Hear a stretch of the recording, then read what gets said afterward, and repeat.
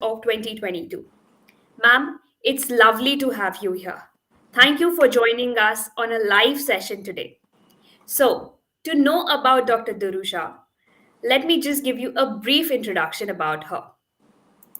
She is the director of Gynaec World, the Center for Women and Health and Fertility. She's a consultant, a gynecologist, and a fertility expert at Bridge Candy and Jasloke Hospital, a founder, trustee, and a president of the PCOS Society of India.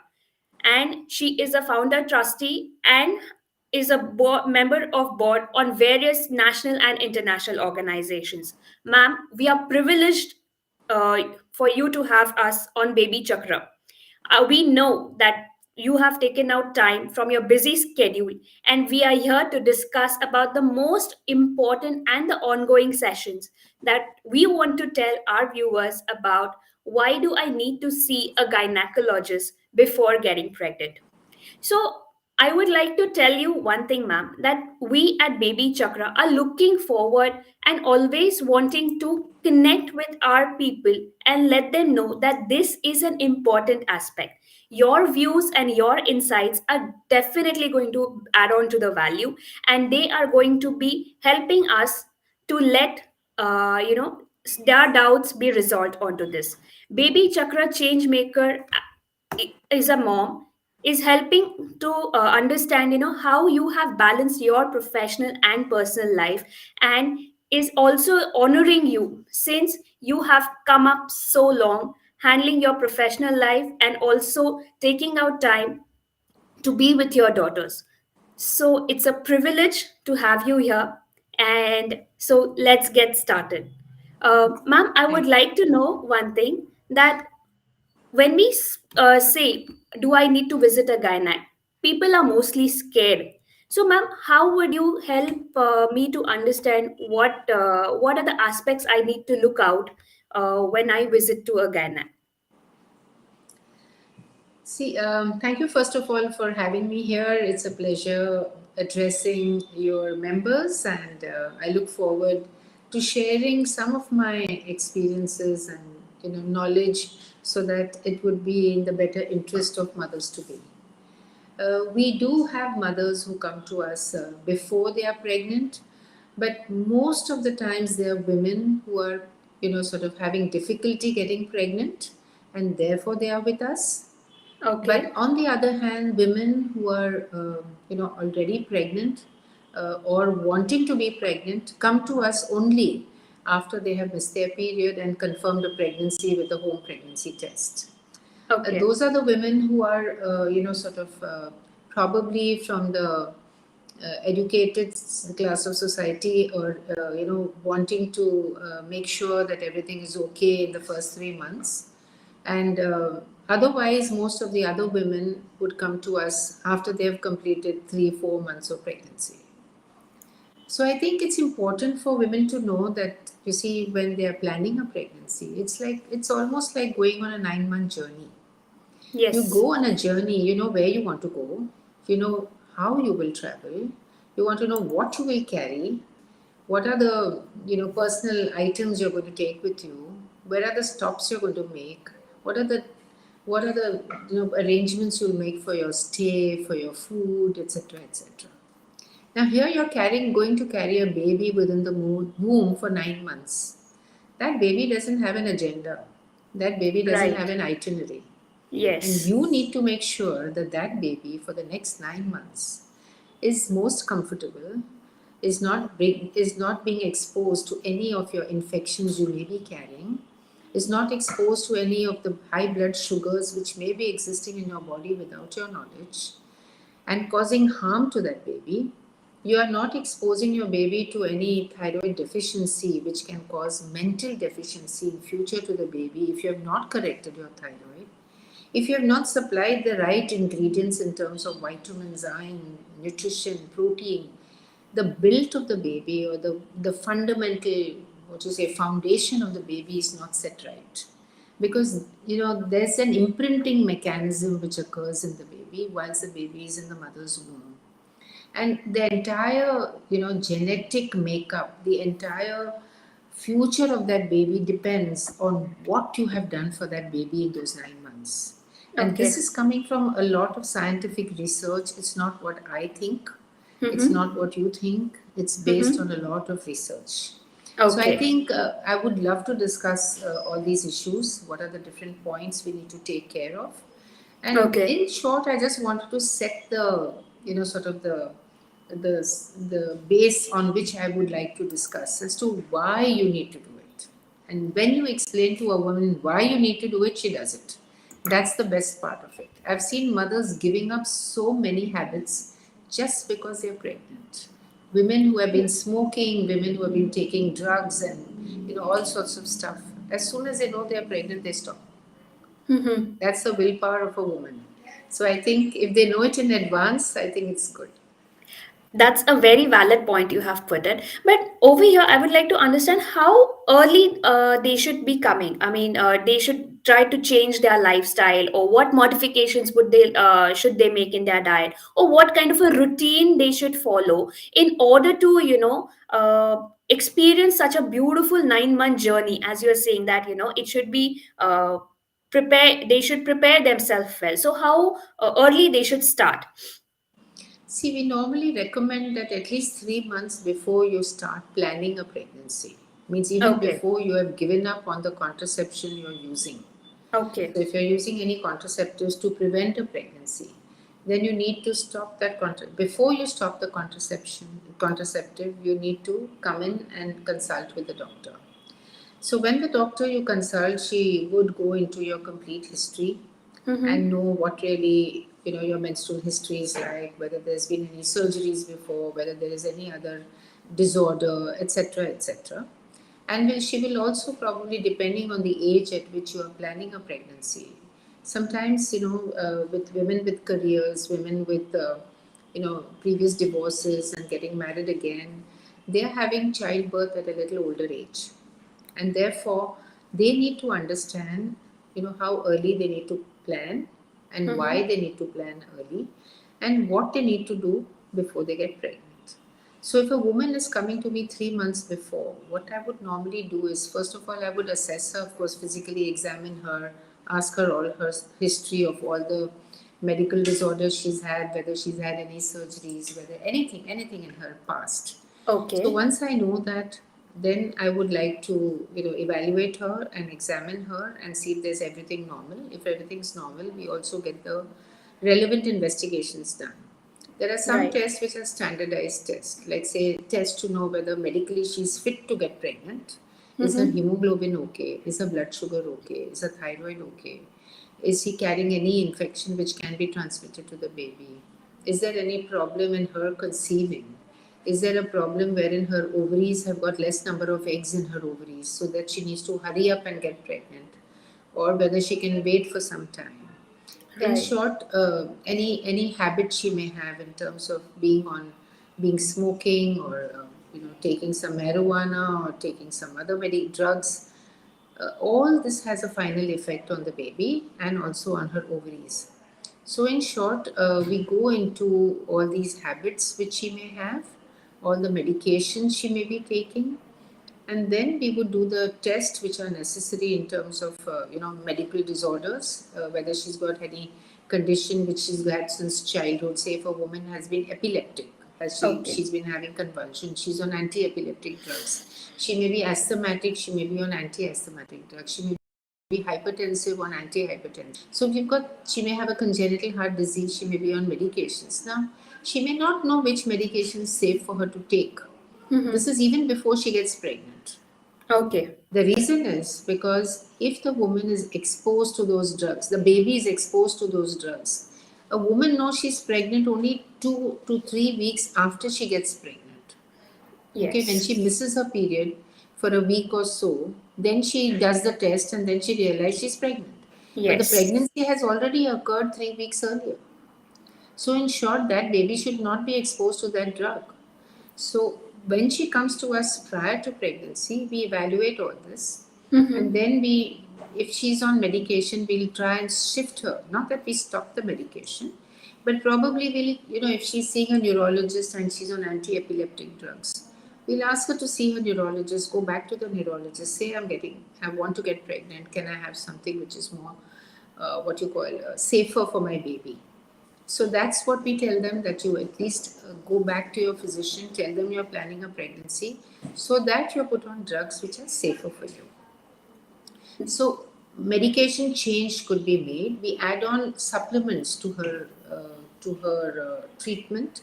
Supplements. The most important supplement is folic acid, which is just a vitamin. Which, for some reason, if it's deficient in the lady's blood, then that deficiency can cause improper development of the brain of the baby. And that is something the brain starts developing in the 6th or 7th week of pregnancy. Right. So we can't wait for damage to occur and then give it. It Right. has to be started before. It's just such a teeny weeny tablet that you can swallow it even without a glass of water. So it's something which she needs to take. If as a routine we do it, you see, it's just a vitamin. Even if it's excessive, it just gets washed out in the urine. So, Yes. sitting and doing the test every 15 days or every 1 month, it's just like we are doing COVID test now, every 3 days, every 4 days. Correct. So, it's not, you can't keep doing that test every time Correct. because you don't know when you get pregnant. So, best is to take the vitamin 3 months before, start it off so that you're not deficient in that vitamin. The other Right. thing is, of course, the thyroid. It's so common in our country. We see it so commonly in our patients. As a matter of fact, I've evaluated my own patients and I find that almost 6 to 7% of our patients have got hypothyroidism. Their thyroid is not functioning normally. So, when we do the thyroid test, it may come within the normal range of the lab, but in pregnancy, a woman requires more of thyroid More. hormone. So, if we find that the level is not matching what we need, we start the patient off on a mild, small dose of thyroxine, depending on what her levels are. And the Right. reason we do that is because sometimes, if the thyroid is not adequate, it may come in the way of the woman getting pregnant, Okay. or even if she gets pregnant, she may end up with a miscarriage. Okay. Or if she doesn't end up with a miscarriage and continues the pregnancy without ever doing a thyroid test, that child could be subjected to a low level of thyroid in the blood, which can cause a slight amount of mental deficiency. Right. So that is why, again, you need to see the doctor 3 months before, evaluate the thyroid. If the thyroid is not adequate as per the doctor's advice, correct it. It takes about 4 to 6 weeks before everything comes back to normal. So you need to go 3 months before to put everything in place. So, in short, we are talking about looking at medical disorders which a woman may have, which she's not aware of. At the same time, she may be aware of certain conditions, like she may be a known diabetic, she may be a known hypothyroid, she may be a known hypertensive, but she Right. still needs to make sure that everything is controlled before she plans pregnancy. So, if she's seeing her physician for thyroid endocrinologist for thyroid problems, she needs to go back and get the dose corrected. Now, as a matter of fact, for myself, I'm very much inclined to know a lot about reproductive endocrinology. So I'm quite well versed with treating my patients with the thyroxine medicine, etc., etc. And we know what the international standards are required. So Correct. I correct it myself and I get done with it. So Right. in short, there is also some question which has just come up on the chat box, and to talk about how what precautions one needs to take if the mother has chronic disorders like diabetes, thyroid, or dealing with mental illnesses like anxiety, etc. Now, if a woman is already on anti-anxiety drugs, I've talked about diabetes, I've talked about thyroid.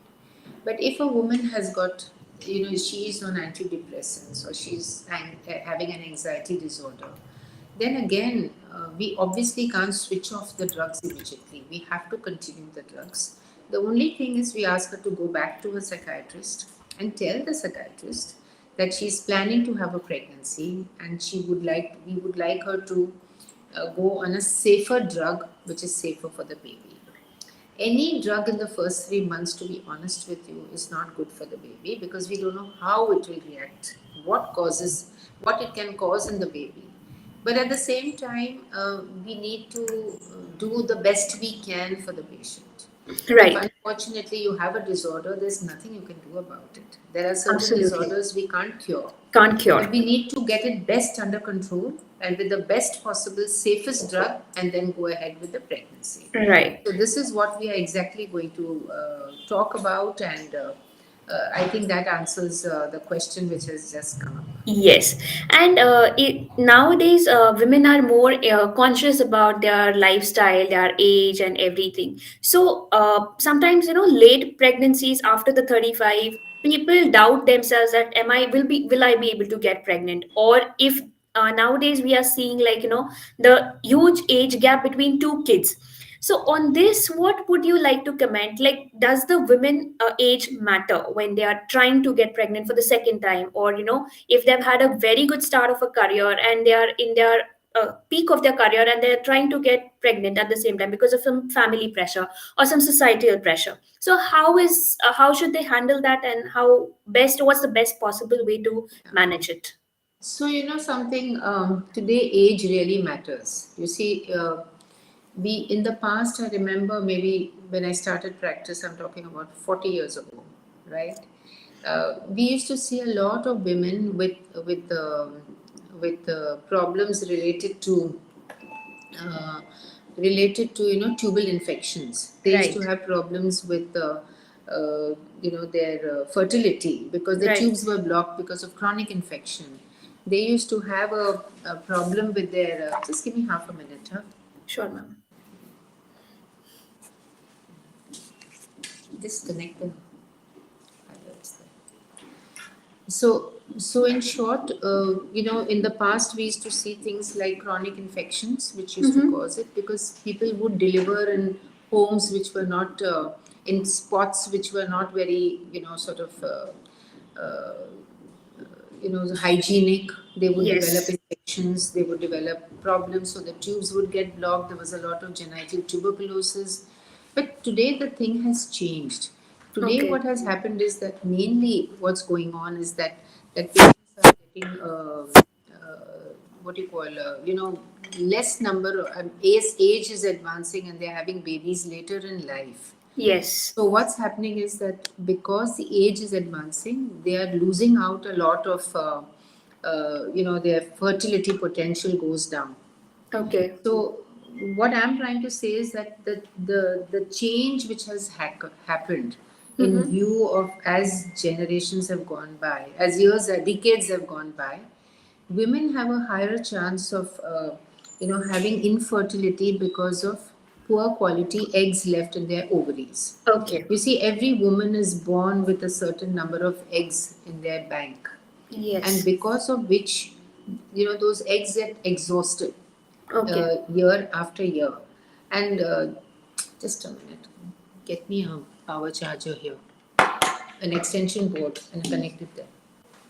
I'm sorry, my laptop is just waking up. I No got worry, it ma'am. charged in the morning, but I don't know why it's not worked. So coming to the reason why we are having a problem today, because women are having babies at an older age. Women are getting married later, getting educated, which I am very happy about. Women are getting into careers, so postponing their pregnancies. Women are getting married and then, because of careers, again postponing pregnancies. Mm-hmm. So, in short, whatever number of eggs each woman is born with, on an average, by the age of 40, the eggs which are left in the ovaries are the worst eggs which will help a woman to get pregnant. The best of the eggs, are ovulated, are released between the ages of 20 and 30. Okay. After the age of 30, gradually the second, quality of eggs start getting released. And by the time she's 35, the third quality, and then as the age advances by 40, it's the worst eggs which are remaining. So Okay. fertility definitely goes down. Plus, the eggs which are left in the ovaries are the most not normal eggs. They may be, I'm not saying all, please don't misunderstand me. I'm just talking relatively. I'm not saying that the eggs are the worst or you can't get pregnant, nothing like that. I'm Okay. comparing it to a 20-year-old woman, to a 40-year-old. 40-year-old. Right. You see, and the eggs which are left also will, probably you'll have pregnancies where there'll be higher miscarriages because the pregnancy is not healthy. And Mhm. therefore, we strongly recommend to have your babies before the age of 35, get done with it, and then relax. Right. Again, So, coming to the state of today, what we do, every woman cannot have that advantage of having a family. Like say, touch wood, I had a very loving family, very a family who was encouraging me to continue. I did my post graduation all completely after my MBBS. Whatever I've done is after marriage. So, in short, wow. I mean, staying in the hostel, becoming a specialist, it's a tedious thing. It's very tedious. You have to work 24 by 7. You can't have a baby in the hospital with you. I mean, I took my first child with me to the hospital. 3 weeks, that's it. Sent her back home with the maid because it's taxing.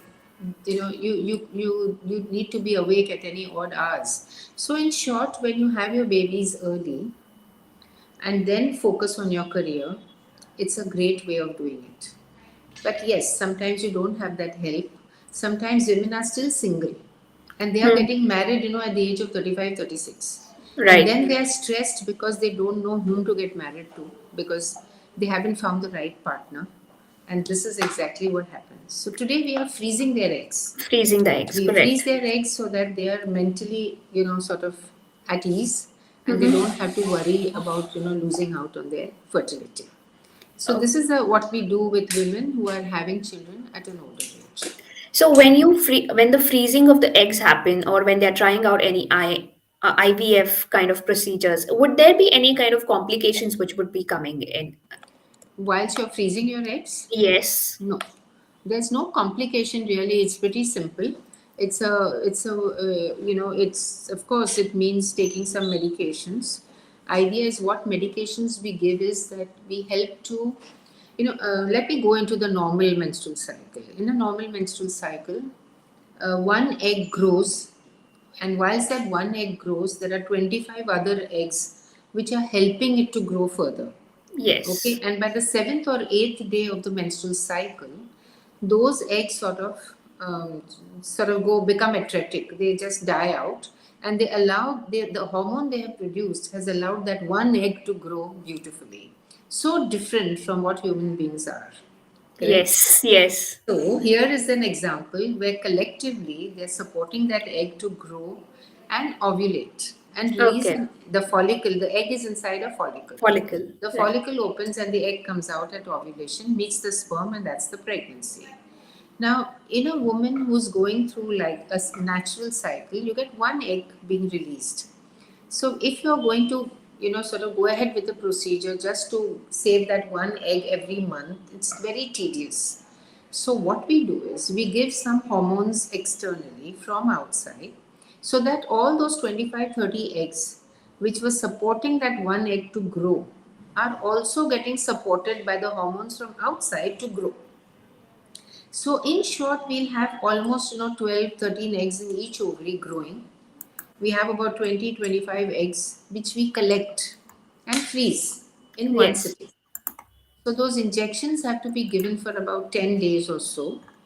And once those 10 days of injections are given, the eggs are ready.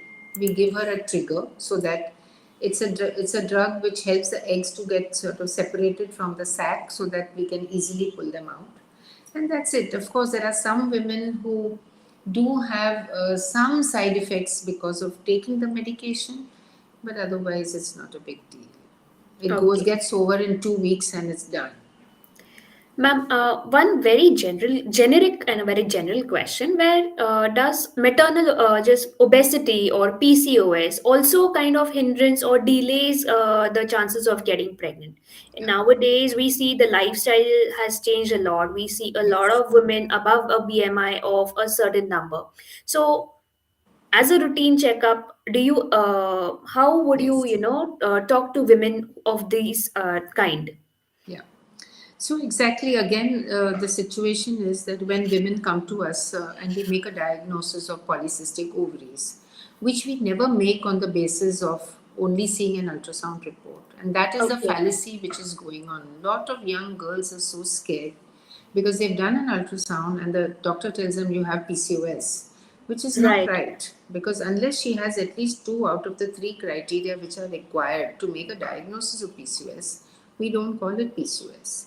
Now, Okay. PCOS is a condition in which we don't have a cure at moment, but Right. we know that it can cause menstrual dysfunction. The periods can be erratic.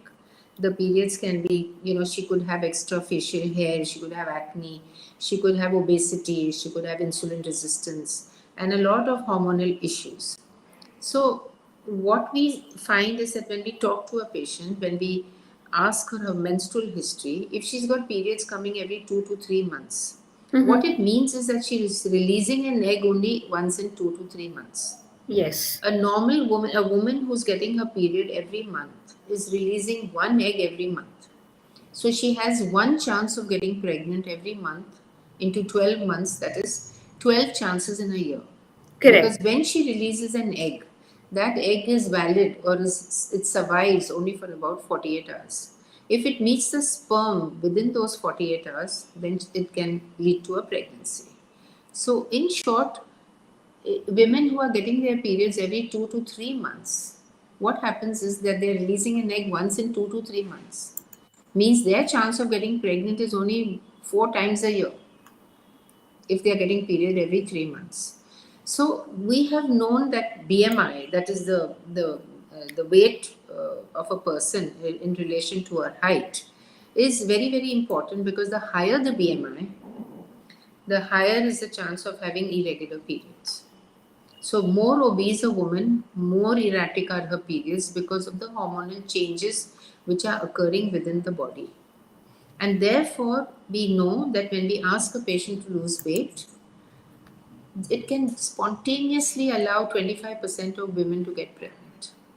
So, losing weight, lifestyle change is the first thing we tell women with PCOS, or any obese women, not necessarily PCOS, but who are coming to us for fertility issues.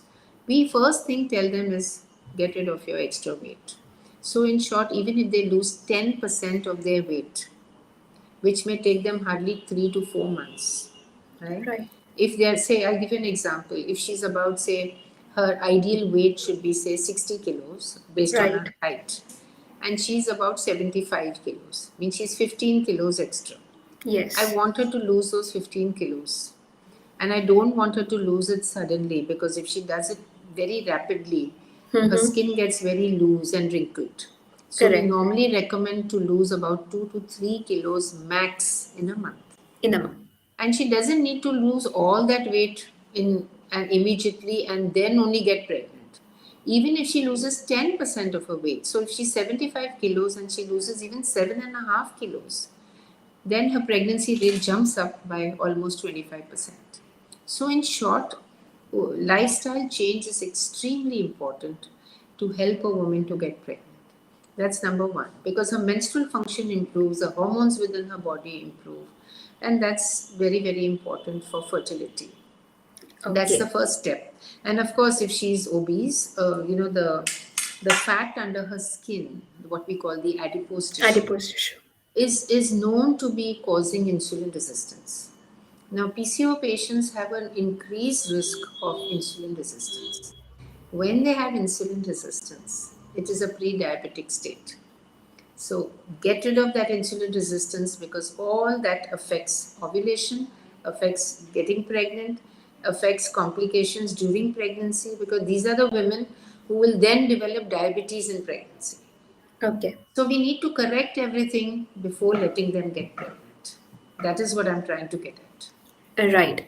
And to add on to this, I would like to ask you one more question: whether these birth control pills also kind of hinders the pregnancy, or causes kind of late pregnancy.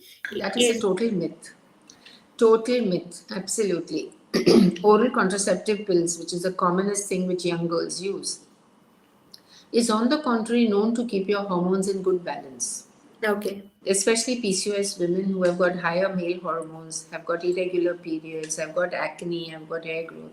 I think when they take the oral contraceptive pills, everything straightens out. The periods are okay, the acne is gone, the hirsutism under control, hair growth, hair loss is under control. They are feeling so much better. It helps them to lose weight.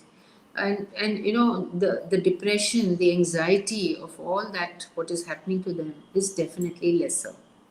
So in short, the evidence that that oral contraceptive pills will cause infertility is totally absent. There's no evidence to show that taking the pills increases your problems of or leads to infertility. What is the problem is giving the right drug to the wrong patient.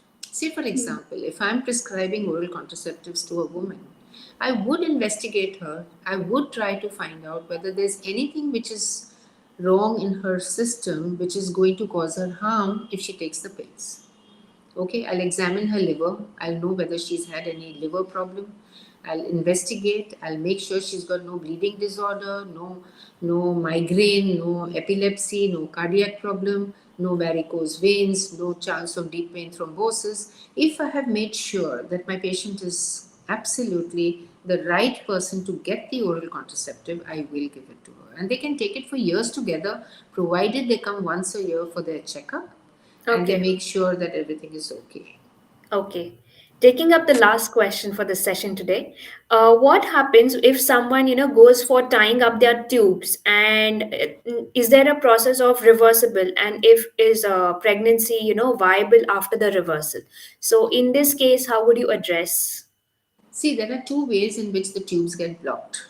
The first way is when in the past we did a lot of tubectomies, where we closed the tubes, which was an elective process by which we closed healthy tubes to prevent a pregnancy. That's permanent method of contraception, which is Yes. done a lot in villages and all, because there, for them to follow up for oral contraception or for IUDs becomes difficult. But when we close tubes which are healthy and then you want to reverse it, in the past we used to do that. We used to do a lot of surgeries wherein we removed the blocked portion of the tube and connected the two healthy portions of the tube. So it's like a you have a pipe, plumbing pipe where there's a block. You remove the block, it opens up, and things would work, and the pregnancy rates used to be beautiful, 80%. But if we are having a diseased tube, a tube which has been affected with infection, with tuberculosis, and today the commonest infection is sexually transmitted infections. And this Right. is something I want to really, really, really alert the young girls of today, because I'm finding a lot of young girls having multiple partners, not Mhm. using condoms, not using any protection, and Mhm. picking up vaginal infections which can harm their fertility in future. It can cause blockage of the tube, and this is something which is not repairable. If the tube is damaged internally through disease, you cannot get good results. So in that case, IVF becomes the only way in which we can help that patient to get pregnant. Right. So it's like your IVF is like a bypass. Okay, the tube is affected. You're preventing the egg and the sperm are being prevented from joining together because the tube is blocked. That's Mhm. where they normally meet, in the fallopian tube. Like our young people meet at a particular spot somewhere in some Starbucks somewhere. So that space is blocked. So Right. you get the egg out, you get the sperm out, get them together outside the body, make the embryo, put it in. That's IVF. So That's this is what right. we do. So in short, this is how we can help women with blocked tubes to get pregnant. So the good takeaway from here is get yourself evaluated 3 months before when you are, trying to conceive. Have a Right. change in your lifestyle, change into your habits. Get the valid test done, secure a doctor's help timely, so that all these if things are followed in a proper way, definitely your body responds to you, and you are on a you go on a very long journey. I know it's a beautiful journey, and you being a mom yourself, having raised daughters, I hope your journey has been very inspiring to all of us, and we are very happy that your journey has helped us today to understand that how as a mom and as a doctor it is very important to look at aspects, because though we are changing with times, but some things still remain constant, and that is the need of the hour. And having experts like you today on this session has really helped me also, and my fellow viewers, to raise the bar and understand where we have to take a stand. I Thank really thank you from Baby Chakra, from the bottom of my heart, for giving your valuable time, your precious time, and it was lovely having you here. Thank you so much for having me. I'll be very happy to answer any questions if they come in, and you could send them across to me and I will respond. Yes, definitely. Okay? Definitely. Thank you. Thank you, ma'am. Thank you so much. Bye. Bye.